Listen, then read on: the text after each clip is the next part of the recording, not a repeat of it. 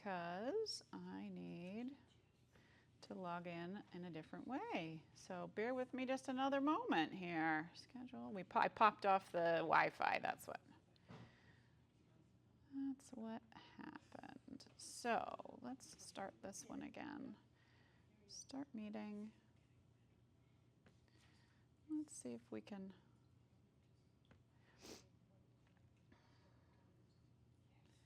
do a little. There we go.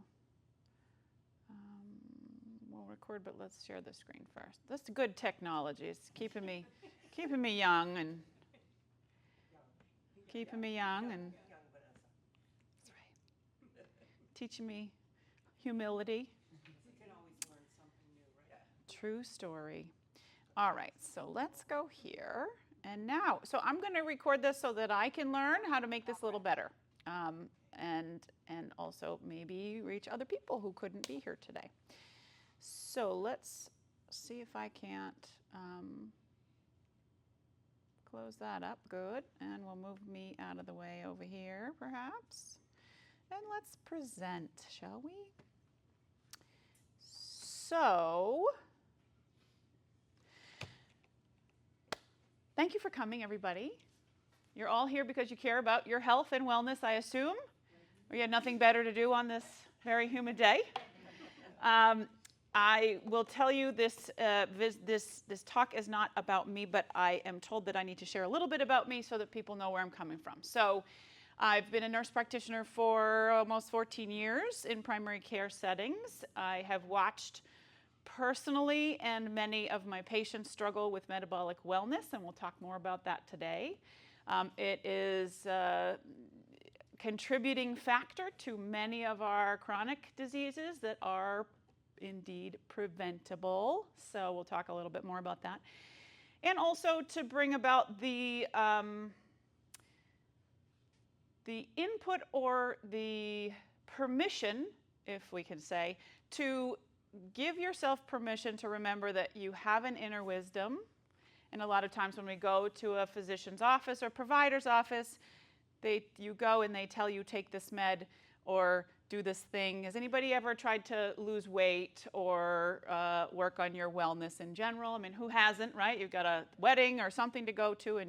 So how many have ever heard you just need to try harder, right? Or your labs look like this. And, I'm going to give you 3 more months and we'll check them again and we're just going to keep trying. You just have to try harder, right? So what I want to tell you is the things that we've been telling you to do are not correct. They're not helpful, and they're not going to help you lose weight or feel better. They're also definitely not going to help you with carbohydrate addiction or the cravings you get whenever you try to cut down and all the things you want are the things that you just said you weren't going to eat, right? So it's about chemicals in our brain. It's about how our body processes certain foods. It's not about your willpower. It's not about your weakness, and it's not about you not trying hard enough, okay?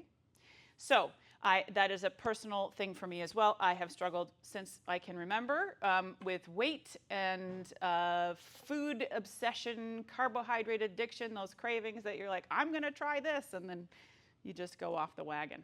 Or you go the other direction and you get yourself an eating disorder. And that's not helpful either. So that's the scoop about why I'm passionate about this. And I've been taking care of primarily senior or mature patients for the last several years. And finding that as I see more and more patients with metabolic illness, they're on more and more medications. They're getting dementia, and they're being told, this is just the way it is, right? Okay.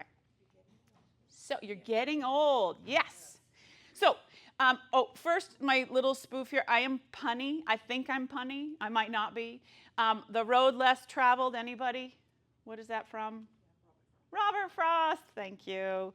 And it's a really nice analogy in my mind because when we think about nutrition and health, we're told there's one way to do it, which is the way that you've been told that isn't working well for us as a society. So So the next thing is, how about hiking? Anybody here hiker now, hiked in the past? If you live here, you have to have been dragged on a few hikes, right? So the last time you hiked, do you remember if the trail was really busy or if the trail was pretty quiet? Busy, quiet, okay. So I want to show you, I'm going to work on technology here. This is a little shot of Artist's Bluff. This is in Franconia. This was in October of last year. And I don't think I need any video. There you go. But it's more for the pictures. So when you hiked and it was quiet, did you see that? That looks like you're at an airport or a mall, right? That is a pretty different experience than hiking on a peaceful hike somewhere, or even just taking a little cruise at the park or at the tennis clubs down the road. Do you think that that was the only trail to the top of a beautiful view that day? No. Do you think that it was the best trail? It might have been the easiest. It might have been what somebody said was the easiest or the best, right?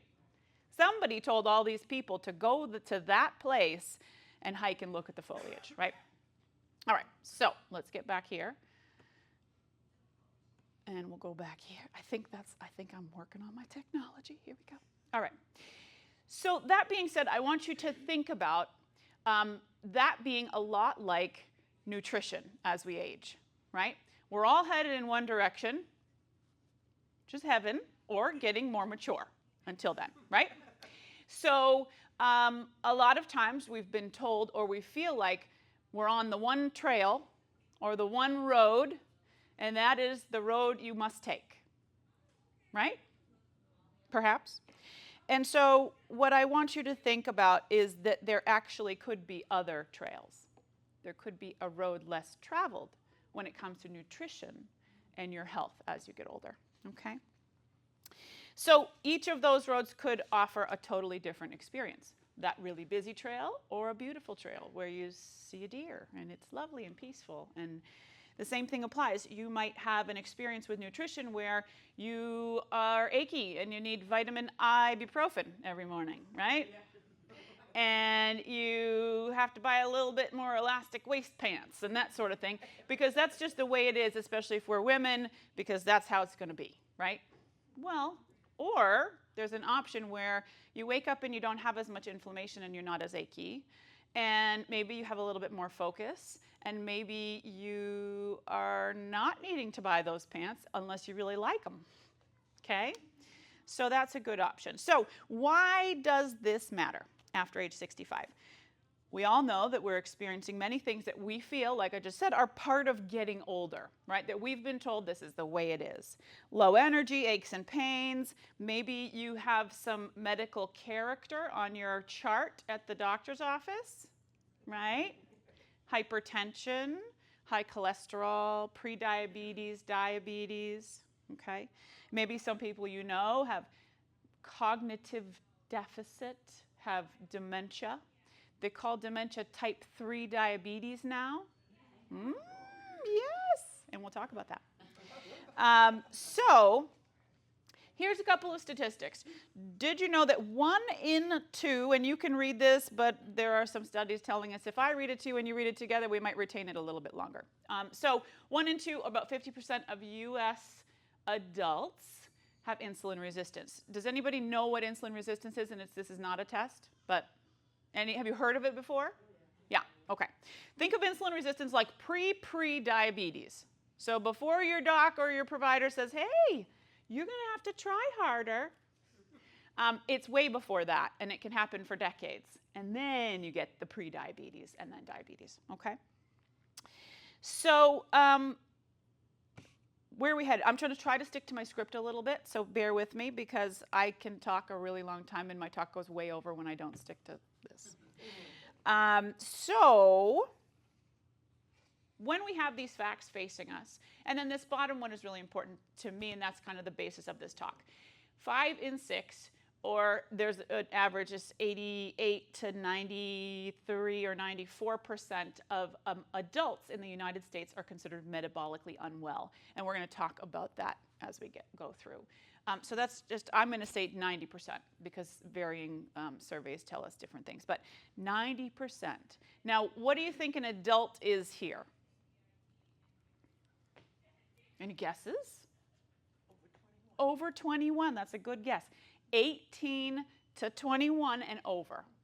So 90% of the United States population, 18 and over, are metabolically unwell. That's not okay. And why? Why is that not okay? Because it doesn't just affect our personal health, it affects the finances of our country. Okay?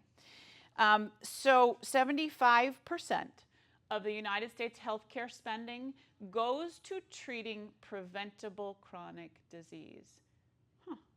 Preventable chronic disease. Not the way it is and you're just going to have to deal with it for the rest of your life. Not you have diabetes now and you don't have type 1, so you didn't need insulin when you were 10. You developed diabetes and it's going to be progressive. We're going to put you on meds that are going to make you gain weight, and then we're going to eventually put you on insulin, and then your feet are going to fall off, and then you're just going to die, right? That's sometimes what we hear when we go to visit providers' offices. So, preventable. Diabetes, type 2 diabetes is preventable. Nobody tells us that, right? So, things that are important. That's okay.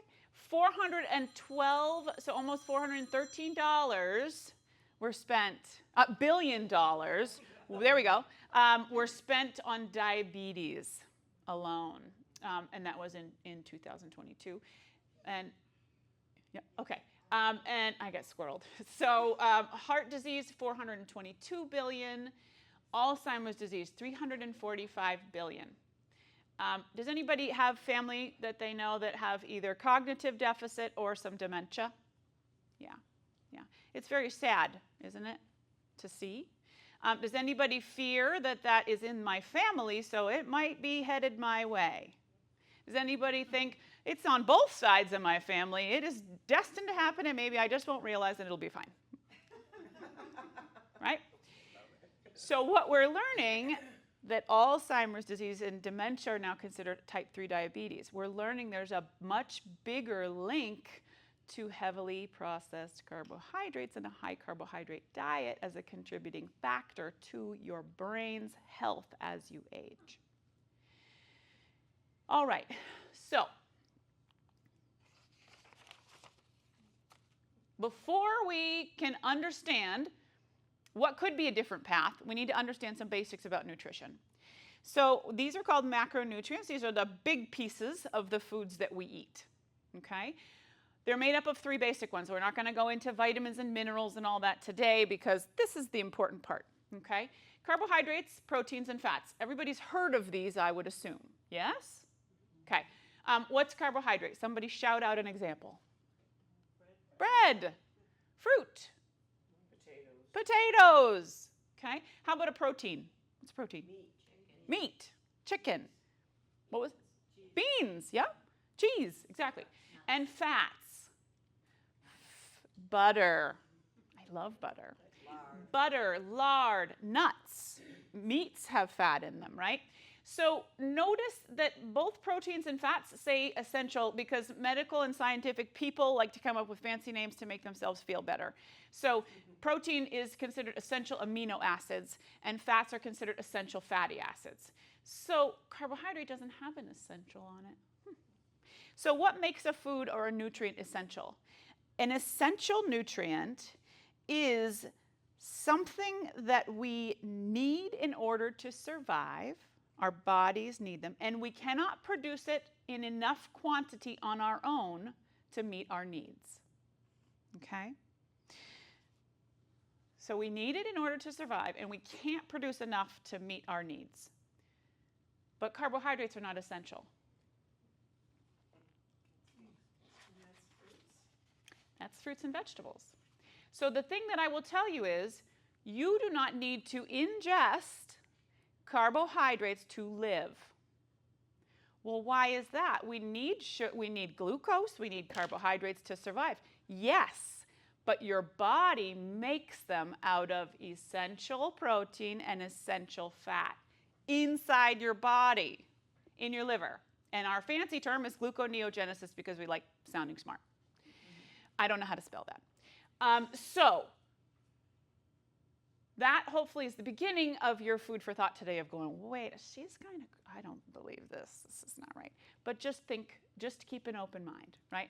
Every specialist or every expert you're going to find online about nutrition, if you've ever delved into the online space, says, I have 100% research evidence base that this diet is the way you should go. This is the one, right? Vegan, keto, carnivore, paleo, Mediterranean, everyone has evidence that supports that their way of eating is the right way and the only way and the way you should do it.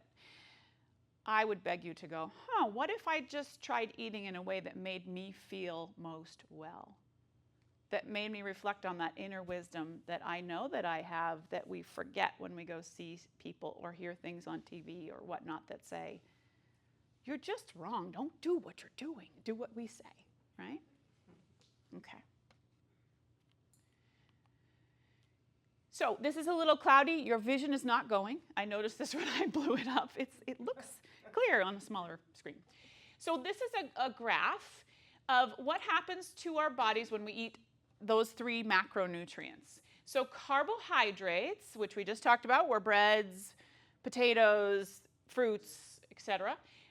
What happens to your body, and this is over time, right? So when we eat carbohydrates, our glucose and our insulin, these are things that happen in our blood, jump really fast to super high levels. And then, if you notice, they drop down really quickly. So I'm going to give you an example of this. Who remembers the last time you had the American version of Chinese food? Okay. The rules are you eat too much till you're stuffed, right? And you pour a bunch of that duck sauce on stuff. And then you want to be in a coma because you want to take a nap because you are just zonked out. Or like Thanksgiving, right? You had potatoes and bread and all the things, and then you're going to go have some dessert. And you pretend you're watching the football game, but you're really taking a nap because you're exhausted, right? So the same thing. So why does that happen? Well, that happens because the majority of American version of Chinese food, which is usually noodles, rice, fried with duck sauce, is sugar, right? Carbohydrate is another name for sugar. There are different types of sugar, which we're going to talk about. But the majority is that everybody knows is glucose, right? So that's what we call it when it's in your bloodstream, glucose, okay? So sometimes over time, when we are insulin sensitive, when things are cruising along like they should, we're metabolically well, okay? When you eat sugar, your pancreas produces insulin to bring that blood sugar level down, that glucose down. It works really hard to do that because if we keep blood sugar too high, our body would go into a diabetic crisis and we would die. So it works really hard at bringing the glucose in our blood back down. So when you get your blood work and it says fasting glucose on your metabolic panel and it looks like it's under 125, which is, or 126, I don't know why they like 126, but that's the range of normal and it looks normal and it's fine. That's fine because probably your body, if you're eating the way that we've been told to eat, is still having too many carbohydrates, but your insulin's working overtime to try to keep that sugar down, okay? So if your body is doing such a good job and you're metabolically well, or you just produce so much insulin, you knocked down that sugar. So where does the insulin put the sugar? In our cells, primarily in our fat cells, our liver cells, and our muscle cells, okay? So if it's done a really good job and those cells are receptive to taking the sugar, to get it out of the blood so we don't have a meltdown and die, then sometimes it causes your blood sugar to go a little too low. And that's why you want to take a nap after all that sugar. And then it does this nice trigger in your brain that says, hey, brain, Your blood sugar is too low. You better wake up because we're starving. See how that works? And then you eat, and then you want more sugar because we get to talk about dopamine in a few minutes. So then think about proteins. So protein is one of those essential nutrients, right? So you can see when you eat protein, your spike of glucose, which then triggers your insulin, doesn't go up as high, right? And it lasts a bit longer. So then look at fats. Well, what happens when you eat fats? Well, not much to your insulin or your glucose. And look how long it lasts. So here's another version of the same thing. When you eat a carbohydrate, it goes into your system and causes huge glucose spikes, increasing your insulin, 15 minutes to 2 hours. Boom, done. Okay? Where do you think it's stored all that sugar? In your fat cells. What do you think your fat cells like doing when it already has too much in it, when it's got too much sugar? Think about a sponge in the kitchen sink. It's already full of water. What's going to happen? It's going to say, stop, I can't take any more sugar. And that's going to lead us to the conversation we're going to have in a little bit about insulin resistance. Okay? So then you can see protein 2 to 4 hours, in and out, right? And then fats, 8 to 10 hours. So what would make sense if we were thinking about breakfast and we had a lot to do today? Maybe having some bacon. True story. So this is taking everything you've learned in your whole adult life and flipping the wheelbarrow over, okay? So here we go.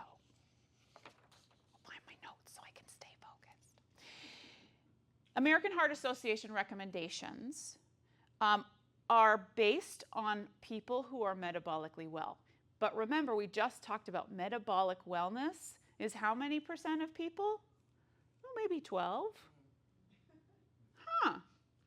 So what the recommendation is American Heart Association says that an adult woman who's metabolically well should be able to consume 6 tablespoons of sugar a day, which is approximately 25 grams. So I put grams on there because it helps when you're looking at a nutrition panel of the grams of carbohydrates. It doesn't tell you teaspoons. It usually tells you grams, right? So the same thing, you can see men, 9 teaspoons. 1 can of soda has 10 teaspoons of sugar.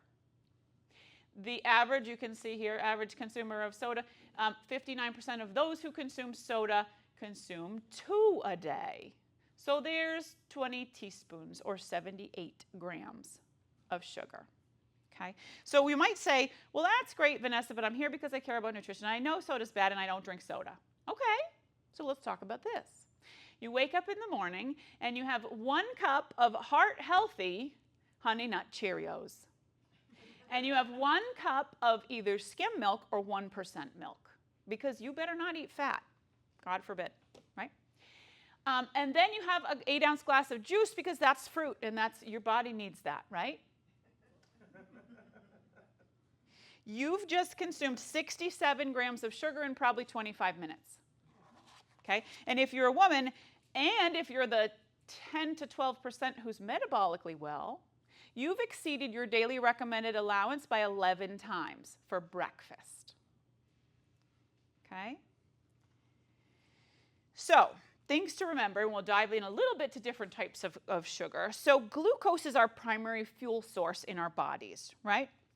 It's transported through the body via insulin, and we just talked about that. Does that make sense?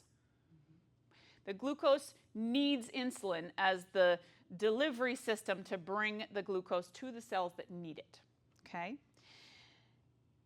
Fructose, on the other hand, I remember when I was a kid, high fructose corn syrup, right? And you put it in a baby's bottle and you gave it to them to stop the hiccups. Anybody? No? Maybe that was just my mom. It was in Maine. Who knows? But you also perhaps have cooked over the years with high fructose corn syrup, right, in recipes. So we think now, you hear all the rage is no high fructose corn syrup, right? We use natural sugar, right? So the reason why fructose is so bad is that it's a different type of sugar molecule, and it doesn't depend on insulin to deliver it to the cells. In fact, it only goes to one place, and that's your liver. So what happens if you're consuming a large amount of carbohydrates all day and your insulin's trucking it around, and it went to the fat cell, and the fat cell, I'm full, and then it went to the muscle cell, and the muscle said, I haven't worked out today, I don't really need that, and then it goes to the liver cells. And then the liver cells say, well, we better do something because we're all going to have a problem if this sugar stays in the blood. So then it starts packing on the sugar and turning it into fat within in the visceral area, which is the liver and around your organs. And that's the dangerous types of fat. So this is a process called non-alcoholic fatty liver disease. Again, we come up with these fancy terms. So we used to think when someone had hepatitis, right, alcoholic hepatitis, which was inflammation of the liver, and usually it was fatty liver that then triggered inflammation, that someone then got kind of jaundiced and was not doing well, and it was because they were alcoholics. Anybody have family members or someone they knew in their community that was similar? So now, how do we explain children with non-alcoholic fatty liver disease? And it's happening more and more. They're not drinking alcohol, that's why non-alcoholic, but it's because of the amount of processed, or I could even erase processed, the amount of carbohydrates. But then when we think about our society, it's probably processed. And let's not get started on the schools and what's offered in the school system for food. It's pretend. So fructose goes to the liver. It ignores insulin, and it promotes fat generation and obesity, insulin resistance, and non-alcoholic fatty liver disease. And I think I have a slide that I talk about insulin resistance a little bit more in, so I won't stop here. So 25% of adults, 18 years and older, so a quarter of our population has this, and they don't know it. There it is. Okay. Oh, pop quiz. Which one is better? Sugar, natural sugar, or high fructose corn syrup? Natural sugar. Which one seems better? Natural sugar, I would assume, would be better. So survey says that their composition in natural sugar is about, it's called sucrose, and it's about 50% fructose and 50% glucose. High fructose corn syrup, depending on the country you live in, is about 50% fructose and 50% glucose. What? But it's natural, sure. So is maple syrup and honey. They all have fructose. So are apples and oranges and fruit. Now, does that mean, oh my God, I can't have anything? No, it doesn't. But it's to create awareness. This talk is to open your eyes to, holy crap, there's a lot of sugar that I'm taking into my body. So it doesn't matter. Let me rephrase.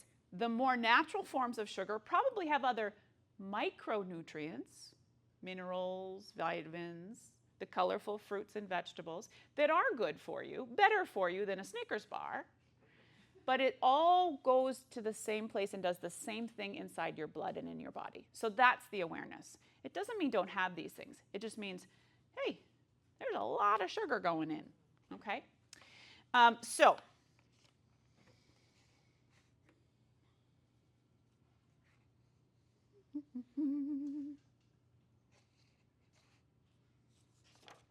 there it is. So insulin resistance, prediabetes. 1 in 2 adults over 65 have prediabetes, and 80% don't know it. So if you've ever been to the docs, have you had an A1C test? Yeah. They might tell you you scored a 6 point something, so you're pre-diabetic. You got to try harder next time. We're going to check it again in 3 months, right? If anybody has diabetes, it's a test we check every about 3 months. Unless things are stable, then we go to 6 months or a year. So this test is an example of what is your average blood glucose over a 3-month period. And pre-diabetes is 5.7 to 6.4. When I first started practicing in primary care, I was told there were some lectures that said, you know, we're not sure if pre-diabetes is even a thing. We just wait till they become 6.5 and over, then they win diabetes, you slap a diagnosis on and you give them some metformin and off they go. Okay? now we see that that is not helpful. So long before your A1C gets to pre-diabetes range, you may have insulin resistance and not even know it. You may have a fasting insulin that's over 10, along with a low HDL. HDL we've called forever the good cholesterol. When you get a liver cholesterol panel, you fasted, you got your lab work, you saw HDL, and some people go, oh yeah, but my mom had low HDL, it was familial. Okay. It's a cardiac risk factor for you. And maybe the triglycerides are another one. So we talk about in primary care, HDL the good stuff, LDL's the bad stuff, right? And your total is made up of those. And triglycerides, yeah, we don't really know, but just keep trying harder, you'll be fine. Right? So what we're finding now is actually triglycerides are a marker that our bodies are being exposed to too many carbohydrates, mostly processed, and it's overloading our system and causing a problem and increasing our risk of heart disease. Okay? So anybody know what their fasting insulin is? Because nobody tests it. Nobody checks it. In primary care, we are not taught to check fasting insulin. But wait a second, we just said long before you get diabetes and then pre-diabetes, your fasting insulin would be way over 10, which would be a good indication and a nice marker to know, so then you could say, hey, maybe I could cut down on some of these carbohydrates and save myself, oh, I don't know, from getting dementia, right? But we don't see that as a thing, okay? So getting a fasting insulin by itself does not diagnose anyone with insulin resistance. There are multiple factors, but it's a contributing factor and it's something to be aware of, okay? So insulin resistance occurs when your body has been exposed to high amounts of carbohydrates causing blood sugars to rise, which we saw in that graph. Your pancreas has been pumping out insulin to store the sugar in your cells to lower your blood glucose levels. Over time, your cells can't take any more sugar in, so the receptors, which are like the locks on the door, and if insulin's the key, becomes gummed up because they don't want to take any more insulin. So the receptor becomes resistance to the effort, in an effort of self-preservation. Because we talked about the fat cell keeps getting sugar, so what does a fat cell do when it keeps getting sugar? Well, it listens and thinks we might have a famine coming, so let's just keep growing. So the fat cell gets bigger and bigger and bigger, and then it gets too big. And then it stops, gums up the locks, right? Stop it. You're going to make me explode, okay? And before they explode, think about it. They just start cracking open, and they release little chemicals called cytokines. And cytokines are inflammation markers, and those go shooting through your blood. And what do we know? We know that cytokines, inflammatory markers, elevated insulin in your blood sugar, in your bloodstream, and elevated sugar in your bloodstream all cause inflammation. But we wake up every day and we're sore, and someone told us that's just the way it is. What we eat affects us in huge ways aside from our little tires or what we look like on the scale, right?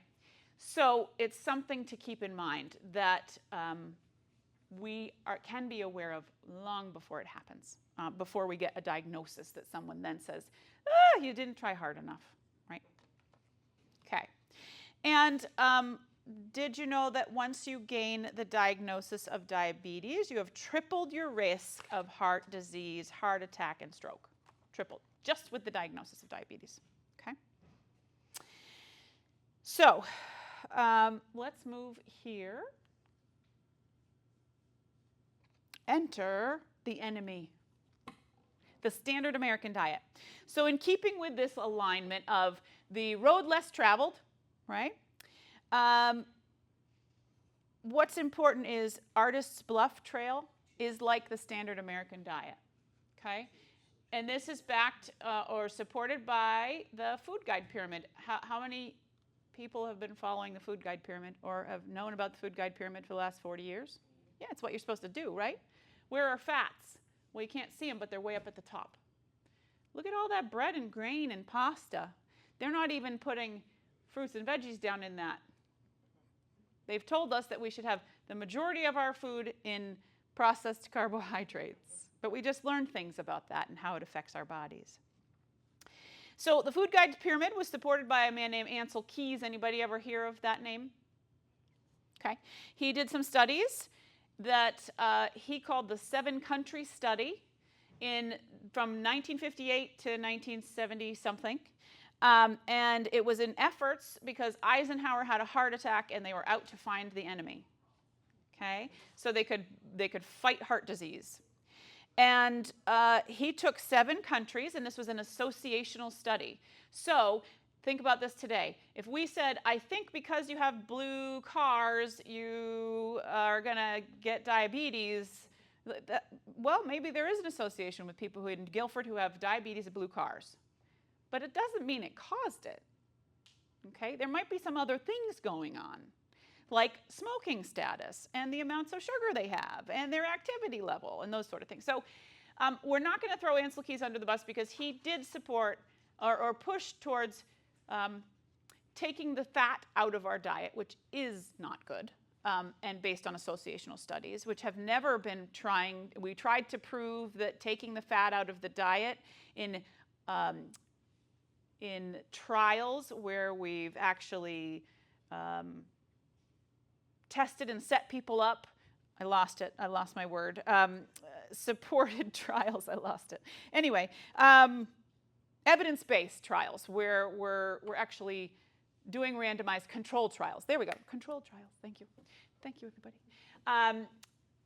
We can't prove that taking the fat out makes you less likely to have heart disease. What we are finding is the carbohydrates do make you increase your risk, potentially. Okay? So the point of Ancel Keys is he did fine. He really was supportive of the Mediterranean type diet, which is really whole foods, which is good. That's the point that we want you to go to, not cutting the fat out, though. So he did his study on 7 countries that had high fat intake and high risk of heart disease. He left out some countries. There were 22 countries studied. He happened to leave out the countries that also ate high fat diets and had low incidence of heart disease. Is right. All right. So why is this a problem? Because processed food and sugars and excess carbohydrates are not good for us. Food companies are not out to help us be well. They're out to make us want more. Okay? And we're using perhaps some outdated guidelines. Okay? And here's a nice fun thing. These are different names for sugar on ingredient panels. I don't even know how to say some of those. Okay? So how are you supposed to know what these things are, right? So, did you get your picture? No, can you go back? Oh, sure. Oh, sorry, thank you. No worries. Got it, thank you. Sure thing, anytime. So now let's talk about the reason why it's not your willpower. Number 2, so we talked about insulin. There's a chemical.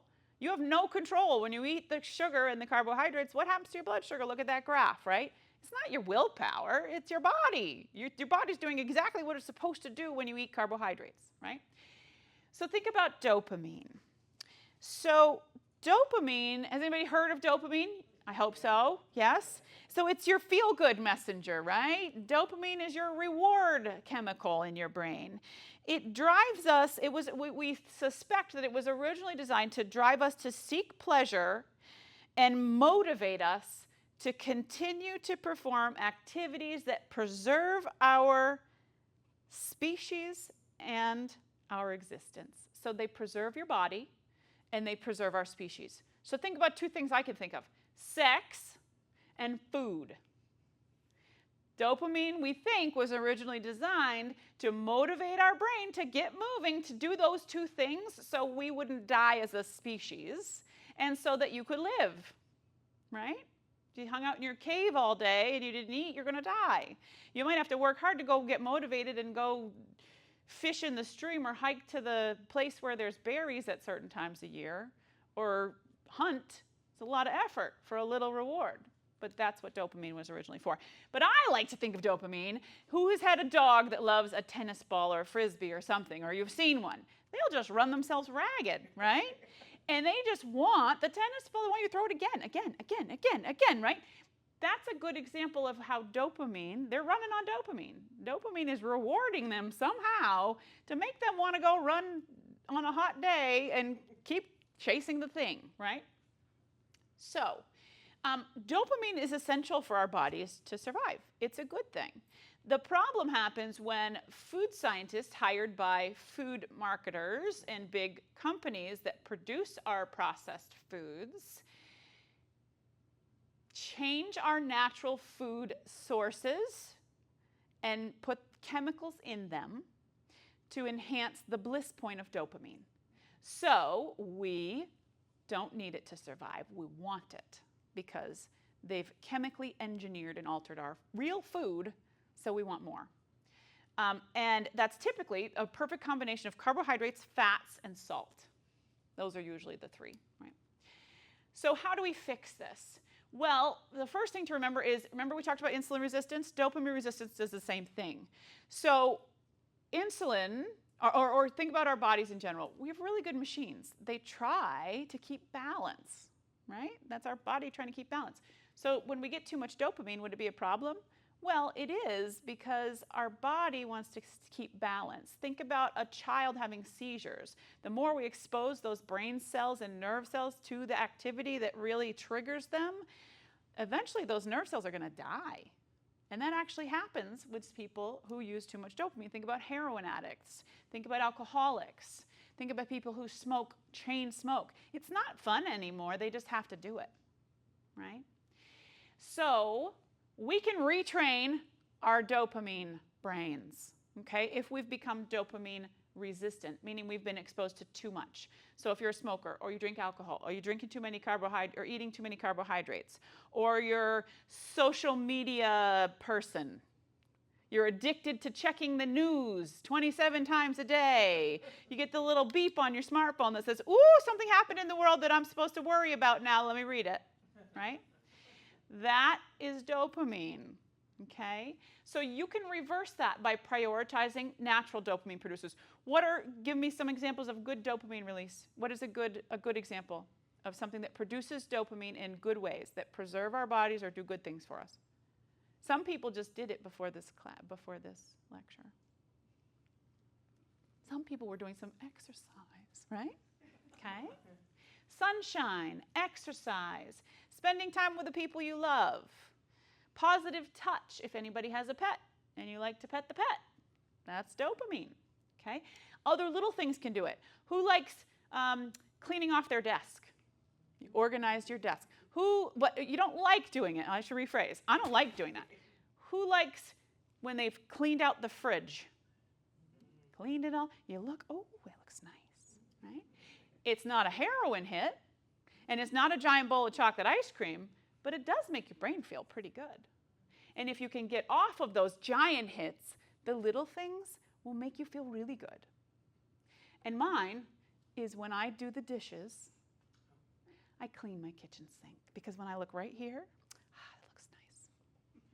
And then I go into other parts of my world where I waited 20 years to have children, and it is a madhouse. And I go, you know what? My kitchen sink looks really nice, okay? So those are the things that can help us release dopamine. So does it now make sense when I say it's not about willpower, and it's not about trying harder? These are chemicals in your brain that are responding exactly the way they're supposed to the nutrients that we put in. 2 real-life stories. Names have been protected, have been changed, but this is one of my patients. We're going to call him Larry. Larry was 77 when I met him. He was on a memory care unit. Diabetes, heart disease, dementia, insomnia. When he was in my care, he was on 21 medications. These don't count supplements or anything, right? And these were all considered medically necessary. So I wasn't supposed to take them off because something would happen to him medically. Eventually, like that, it is the way it is and it's just going to be bad and then you're going to die, His behaviors escalated. He needed more medication. He was a harm to himself, and then he eventually passed away. What could have happened to Larry if maybe we could have fueled him with a different fuel source early on? Who knows? Who knows? So, statistics again. 1 in 2 adults over 75 have prediabetes. So that's 50% of the folks if you happen to be over 65 today. 1 in 2. So prediabetes, remember. 1 in 3 adults insulin resistance. And 90% metabolically unwell. Okay. Most of my stats are from NHANES, and that stands for, let's see if I can do it, National Health and Nutrition Examination Survey. It's been going on since about 1990 to now. It's publicly available. You can go online and plug in NHANES, and you can find lots of supporting evidence on facts about our health and our wellness and all sorts of wonderful things. So NHANES is the one that says that 90% are metabolically unwell of adults 18 and older. So what is their guideline? It's metabolic syndrome. And has anybody heard of metabolic syndrome? You may have if you're in the medical field, but I'll bet you haven't if you're not. And it's because nobody in primary care has time to teach you about metabolic syndrome. We have to wait until you have high blood pressure and diabetes and high cholesterol, and then we put you on medicine and we say, goodbye, try harder, right? You get 15 minutes. I know. We could talk about that for days, which is why I have my own business, because I don't have to take 15 minutes anymore. So metabolic syndrome, you have to meet 3 of these criteria. So I'll give you an example. So you went to your doctors. If you're a woman, your waist circumference was 35 inches. I may have had a 35-inch waist at one point, but not for a while. And so there's one for me, right? I went and say my HDL, that good cholesterol, was a little low. And they might have told you, you know, you can take omega-3s for that, or you can exercise for that. That might get better. But if it's in your family, good luck. It's just the way it is, right? So then your HDL, if you're a woman, was less than 50. And then you went and you had your blood pressure checked, and you're like, yeah, it's just here. It's that white coat thing, right? And someone said, oh, your blood pressure's like 135 over something. Well, just breathe, and we'll try it again in 5 minutes, right? And so there's 3. There's 3 you met already, right? And then the last one, the fasting glucose. Interesting note here, you have to have a glucose of over 100. The lab range for normal is 126 is abnormal. So you might have had lab work and nobody told you that your blood sugar was over 100, so it was on the warning sign or maybe a criteria for metabolic syndrome, okay? Let this be the information that helps guide why we're talking about metabolic illness. Oh, and if you're on any medicine for cholesterol or blood pressure or diabetes, you already qualify for those number 2, 3, 4, 5, okay? So here's the happy story, Bill. So when I met Bill, he was 70. He had high blood pressure, prediabetes, Parkinson's, depression. He was confined to a wheelchair. Anybody know what happens to someone's skin when they've been sitting in a wheelchair or just a bed or a couch or a chair all the time? It looks bad. It breaks down, right? In the creases, everywhere else. They get pressure sores. So it's a pretty miserable thing. And he was suffering from the skin breakdown. So some strong-minded, annoying nurse practitioner said, Bill, we got to do something. You have a lot of life left to live. Do you want to sit in your wheelchair and keep doing it? He said, no. And I said, well. So he tried a low-carb diet, okay? He lost 40 pounds. That's not on me. That's on Bill. Bill is awesome, okay? He stopped having candy in his walker. He stopped having the dessert for breakfast, lunch, and dinner at the facility that he was at, okay? Then he started walking, and his skin breakdown improved. Bill is now on 5 medicines, and we're bringing them down lower and lower. He's also, my favorite part, looking forward to going to the lake house with his family this summer to actually get in and out of a car, which he couldn't do, get across some grass down to a lake, which he couldn't do, and enjoy some time with his family. So big win. Bill is a good living example of people can do this And you can do this when you're 70, and it's helpful, okay? So, what do you think my solution is? Should we eat a lot of carbs? No! No, we shouldn't, okay? So there's different types, right? There's different flavors of lower carbohydrates. So you can have keto. Has anybody heard of keto diet? Yep. It's kind of like a very low carbohydrate diet, and then low carbohydrate, and then carnivore. Anybody heard of carnivore? What does it mean? You eat a lot of meat, and mostly only meat. Yep. Okay. So what we know about low-carb diets is that they lower insulin, and they stabilize blood sugar. It reduces inflammation and improves your brain health. So here's two specialists. Hal Cranmer is a retired Air Force pilot. He owns several assisted living and memory care facilities in Arizona. I believe they're called the Paradise for Mom. You can look them up. The cool part of that Hal does is his baseline diet, which is not usual in our facilities, in kids or grown-ups when we put people in facilities, is a ketogenic diet, which is a very low carbohydrate diet. So he has his residents that come in put on these diets. Okay, that's part of the criteria of coming. He has people come into the memory care unit because they can no longer function in their community. Once they get put on this diet, some of them improve enough to go back home. What? Nobody's talking about that on the news. No, because nobody stands to make money. Okay? Eric Collette, anybody heard of Eric Collette? He is a brain dementia specialist. He is passionate about, he's lovely. He's got lots of things on YouTube and things that are helpful if you have any members of your family or people you know with dementia. He is a very strong advocate of helping provide a different experience for caregivers and people with dementia than what we're typically used to, so that he helps people have a better quality of life and helps the caregivers as well. And so he also knows the connection between insulin resistance worsening cognitive decline, okay? And he is also an advocate of, hey, why don't, before you all go into the memory unit, you stop eating carbohydrates and improve your insulin resistance, and then maybe you don't have to go in there, okay? Good. So what does this mean? What should we eat? I think we should eat whole foods. What does whole foods mean? Natural. So throw out some foods. Some pictures, some words. Eggs, right? I think about this. Whole food is food the way it came off of the farm. Okay? It came out of the tree, it came out of the garden, it came off of the animal, it came out of the animal, or it came from under the ground, right? Whole foods, okay? That means as little processing as possible. If it came these days typically from a box or a bag with a barcode, it's not whole food, okay?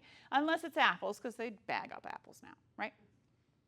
So these are the things that we should be eating. Butter? Yes. If you consume a low carbohydrate or a very low carbohydrate diet, you can have butter, you can have fats, okay? It's not the enemy. It's satiating, tastes delicious, and remember that graph? It makes you full for a lot longer, okay? The focus, though, if you take nothing from this talk, whole food. If you just changed, I'm going to try to eat food the way it looks like it would have come out of nature, then you're probably going to start feeling better. If you douse it all in honey and have cherries or tropical fruit that doesn't grow here, you're probably not going to lose any weight, and you still might be tired, and you still might have insulin resistance, but whole food is the way to go, okay? And the things to avoid. How do we start this? So you can start slow. Things you can change out. So think about in the morning, my guess is, you might have some juice, but maybe you don't. You might have a piece of toast. You might have some cereal. You might have some yogurt that's sweetened with some fruit in it, okay? All of those, as we just learned, are mostly carbohydrates. So what are they going to do to your body? Spike up your insulin and blood sugar and crash down, and then 10 o'clock comes and you're hangry or you're weak or you're starving, right? It's because you just gave yourself so many carbohydrates. So what if instead, somebody said it, bacon? What if in the morning you had eggs and bacon and skipped your toast or skipped your yogurt? Or what if you found plain Greek yogurt? It doesn't have to be Greek, but usually I like the whole fat. Don't go for light, because if you make it light or low fat, they took out the good stuff and put a bunch of junk in there, okay? So again, think about whole foods, all right? So everybody knows you're supposed to drink a lot of water, right? Yes. Does anybody like the taste of water? Good! Yay! If you get good water, that's a good thing. But some people are like, I'm not giving up my juice, Vanessa, sorry. And I say, okay, that's fine. Think about watering it down. Think about if you're a glass of wine drinker and it's summer and you just put a few ice cubes and you kind of milk that thing for a while. Do that with your juice. Put water in it. So you're having fewer amounts of carbohydrates that are processed down, because you maybe wouldn't eat that many apples to get that much apple juice, right? And then one neat trick, a little hack I'll tell you. If, and I don't know why this happens, but if in the morning you break your fast, breakfast, get it? Break fast. If you break your fast with fats and proteins first, you'll have less of a spike of insulin and glucose. And then you had your toast, and then you had your little bowl of cereal or whatever. And I don't know why that happens, but I think about it like, okay, so maybe I have my bacon and my eggs and I enjoy the flavor of my coffee, right? And then in about 20 minutes or so, 15 minutes, then I can have my whatever. But most of the time we flop it, right? We have our toast in our coffee or our cereal in our coffee, and we don't have the bacon or the eggs because they're not good for us, right? Okay, so here's my caveat. It's very important that if you do this and you're on medications and you have chronic conditions, that you consult your provider, okay? Because it may cause some problems with your medicines if you said, I'm going on a keto diet, Vanessa said.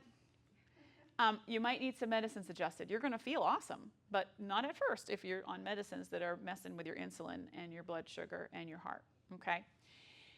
And the nice part about is if you did a transition off of lots of carbohydrates to a low carbohydrate diet, you don't have to track and you don't have to count. And any of you who've done Weight Watchers and points and all that stress, you become obsessed. In this, you don't have to do that, okay?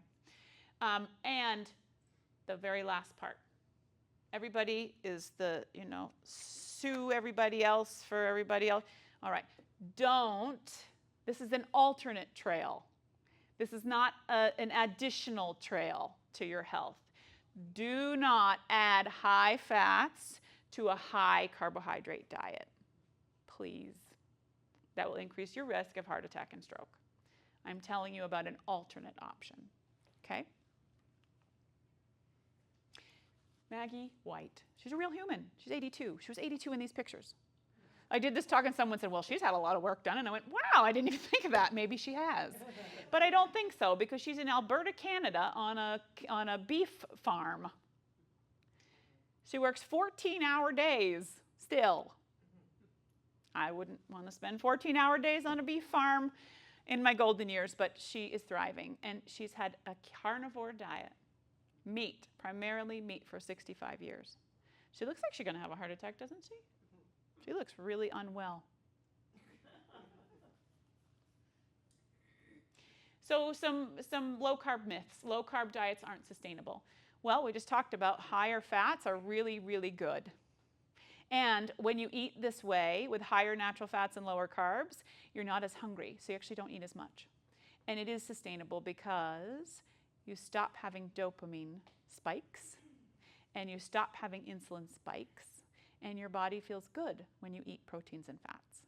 And then when you eat the carbs, it doesn't feel good. And then you go, oh, hey, inner wisdom, hello. And it feels good to get back on track, okay? Low-carb diets are bad for your heart. Well, we just learned that when you get rid of insulin resistance, you can improve your HDL, that's the good stuff of your cholesterol, and you can reduce the triglycerides, which are the not-so-good stuff, okay? And I will tell you, some people will say that LDL can go up on a high-fat, high-natural fat, low-carb diet, and that is true. We have called LDL the bad cholesterol for years. Has anybody heard that on your labs? LDL, though, that's the bad stuff, right? The sticky stuff. There are different types of LDL, and some are sticky. But what I have to say is this.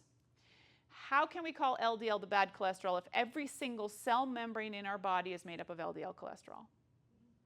Sounds bad to me, right? Low carb lacks nutrients. Not true. We just learned essential nutrients are proteins and fats, not carbohydrates, right? We need carbohydrates, but we can make them. Seniors need carbs for energy. No, they don't. Especially if you already have diabetes, because then you're dealing with the spikes of sugar and the drops of sugar and the spikes of sugar and the drops of sugar when you eat lots of carbohydrates. And if you went to a protein and fat diet, your spikes aren't going to be as high. And then you're going to have more energy, and then you don't have crashes, and you don't think I'm dying at 10 o'clock in the morning or needing a nap at 2 in the afternoon. I mean, you still might, but it might not be because of carbohydrates. And then our cognitive benefits. They've actually done some memory testing, visual, and I think it was visual and some sort of practice cognitive test. Has anybody had a MOCA test before or heard of that? It's a Montreal cognitive test that we do in primary care. We may do it in our mini mental in your Medicare wellness checkup. Someone asks you to remember table, apple, penny, something like that, right? And then draw me a clock, and then draw this shape, and I'm going to give you a word problem, and you tell me blah, blah, blah, right? So they took people, seniors, and did those tests, and then they put them on a lower carbohydrate diet, and it was, I think, less than 10 days they were on it, and they did the same test, and they improved their scores dramatically. How's that happen? So this is more than weight loss if you were looking for weight loss. It's more than following what everybody says you should follow. It's really about listening to your inner being and about pursuing a possible trail that could lead you to feeling most well. And that's what I'm passionate about. I'm not getting paid to be here and speak today. I want people to learn that what we've been told might not be the right answer. Okay? And that a new future is possible. When you do swap, if you do swap to a low carbohydrate or very low carbohydrate diet, your sleep will improve, you will have better clarity, and you will be less inflamed. I eat mostly meat, and I think I look pretty awful, don't I? I look pretty unwell. I don't look like a supermodel, and I don't want to. I want to feel well, okay? I do eat vegetables, and I do eat fruit, but not often, okay? But it's how I feel. Do I think everyone should be on a carnivore diet? Absolutely not, because everybody's chemicals are different. This is that challenge part. Eat in a way that makes you feel most well. That's my dare for you, right? Oh, there's all my references. They're tiny. But if you need them, we can get them for you. And then as Robert Frost, let's wrap it up, so eloquently states, 2 roads diverged in a wood, and I took the one less traveled by, and that has made all the difference. So I challenge you to think about your next journeys as not the way it is. There's a possibility to improve your well-being and your focus and your sleep and your inflammation on a diet like this. What questions can I answer? Yes? For meat, Mm-hmm.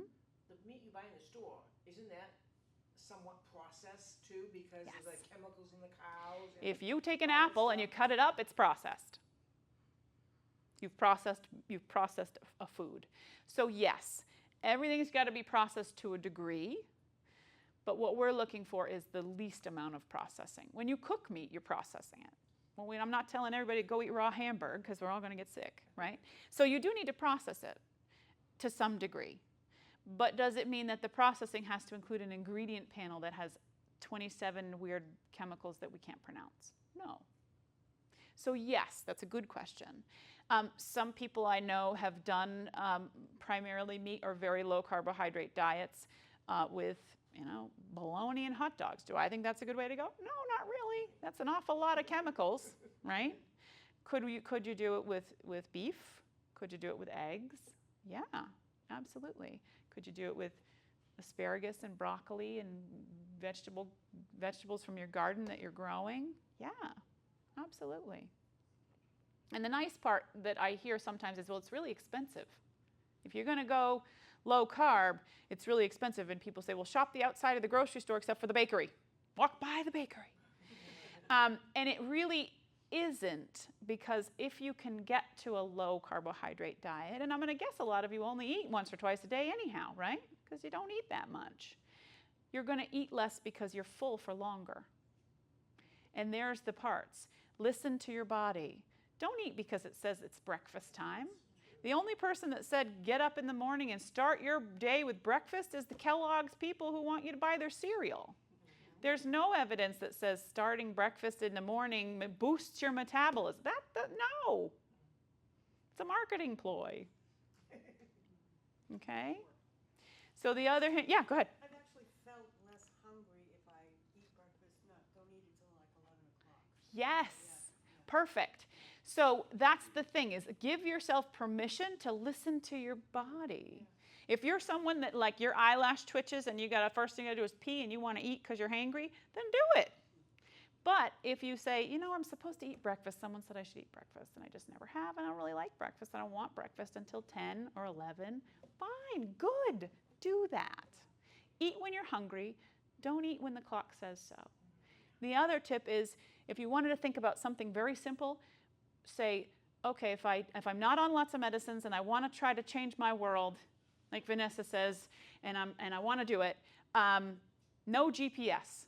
Grains, potatoes, and sugar. Take them off the record. Did I say you can't have fruit? Nope. Did I say you shouldn't have vegetables? Nope. Did I say you couldn't make something with no grains, like almond flour and coconut flour, some kind of something?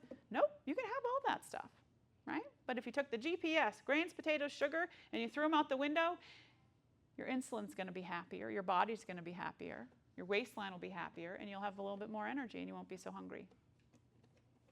Just a thought. Any other questions? I got a weird question. Sure. You had water up there. I was just reading several things online. Again, you gotta be careful what you read online. That, again, we've always been told 8 glasses of water, but it all depends on your weight, your does it really matter? I mean, how do you figure out how much water you should be getting? What does your inner body tell you? Eat when I'm drink when I'm thirsty. Except, as we get more mature, that receptor, that thirst is not there. So you might notice it though. Your skin's really dry. Your nails are brittle, your hair, whatever. You're constipated. You're not peeing very much. Those are the signs. You should drink. 8 glasses is something I've heard forever. I don't know if there's any science behind it. Are you getting fluid when you have fruit? Yep. Are you getting fluid when you have vegetables? Yep. Are you getting fluid when you have coffee and milk and other things? Sure are. So do you have to drink 8 additional glasses of water? Who says? But drink enough so you're not constipated, and maybe your skin isn't quite as dry, and maybe you feel well.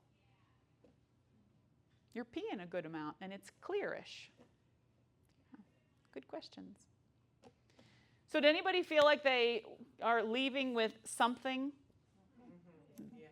Yeah, okay. I don't want you to go, okay, we're not going to do that again. Or she's crazy and she's going to have a heart attack. And that's okay, you can think that, because this is my journey. And I feel really good.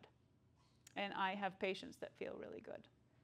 And I just want everyone to feel awesome. That's what if I could just help everybody, give them permission not to have to eat the grains and all the things and eat 3 times a day and 16 snacks in between, which is not helpful for our blood glucose and our insulin. It's overload. We don't have to do that. So, thank you, everybody. I'm happy to chat later. I have brochures. I have cards. You're welcome to take any of those. I have a really funny YouTube channel, which I'm working on because it's that technology thing. It's pretty awful recordings, but it does give some little bits of feedback and some videos. If anybody wanted to check them out, you're welcome to. Will this be on the YouTube? I don't know if this particular one will. I know that Patty was recording. So you can see the side of my head. If you wanted to watch it again, I do have a similar recording that's up there, that when I first started doing this talk is there. I think this talk is much better than that one was. But A little more practice. a little more. But And I'm very open to any feedback. If anybody thinks that I could make this better or different or talk more, or if anybody wants to hear me talk more, I'm happy to talk more always, but maybe I could bring in some other topics to talk about in a little more detail here or other places. Okay? Don't feel like you have to stay. You're welcome to disperse. Thank you, everybody.